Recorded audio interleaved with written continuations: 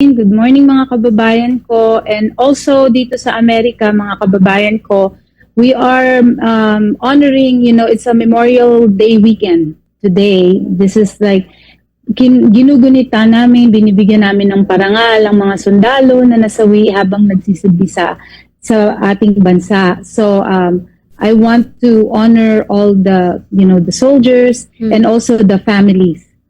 Yes.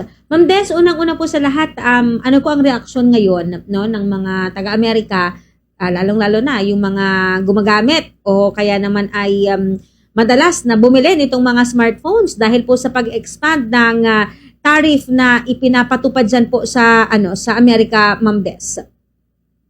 Hanggang ngayon, hati pa rin yan. It hasn't started, hindi pa magsisimula yan hanggang katapusan ng June. So masyadong hati maraming kababayan dito sa Amerika na syempre ayaw ng tariff, pero gusto rin nila na dito mag-manufacture na, dito na gawin yung mga smartphones para naman mabigyan ng trabaho yung mga tao na nandito.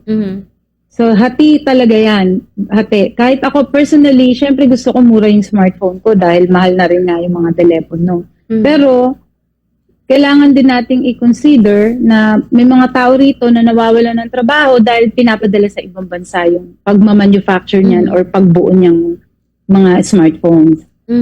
Actually, hindi lamang po yung mga taga-Amerika, kundi pati na rin po yung mga ibang mga bansa like dito sa Pilipinas, di ba, na kung saan tayo, marami rin po mga Pilipino ang bumibili po ng ganitong klase po ng mga gadgets na siyempre mas mapapataas pa po yung presyo po nito pag dinala na po dito po sa bansang Pilipinas, Ma'am Des.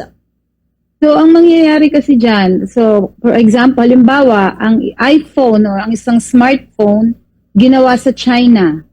So pag yung China binenta yan sa Philippines, depende sa usapan sa trade agreement ng Philippines and China yan. So yung mga sa Philippines, hindi sila maapektuhan dyan kasi China to Philippines.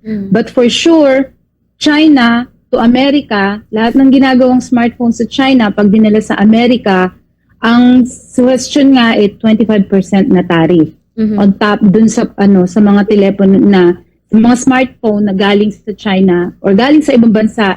Ang nangyari kasi, mag-focus tayo sa iPhone kasi yan yung pinakamalaking highest sales ng smartphone dito sa Amerika. 60% ng smartphone iPhone. Ang sinabi ng CEO ng iPhone ang mag-manufacture ng iPhone daw sa India. Sabi ni Trump, walang problema, gawin niya yan sa India, pero pag galing sa India papunta sa Amerika, lalagyan natin ng tariff yan na 25%. So, mawawala lang yung tariff pag dito ginawa yung mga smartphone. Okay. So, magbabase yan sa trade agreement ng bawat bansa. Ayan, Ma'am Des, meron bang kinakausap na po ang Amerika, bukod po doon sa nabanggit po ninyo sa India, na maaari pong mapagkuhaan or saan po maaaring ma-manufacture ito pong kanitong klase po ng mga gamit po, Ma'am Des? So far, ang talagang biggest na pinag-uusapan nila is China, India, and I believe Taiwan.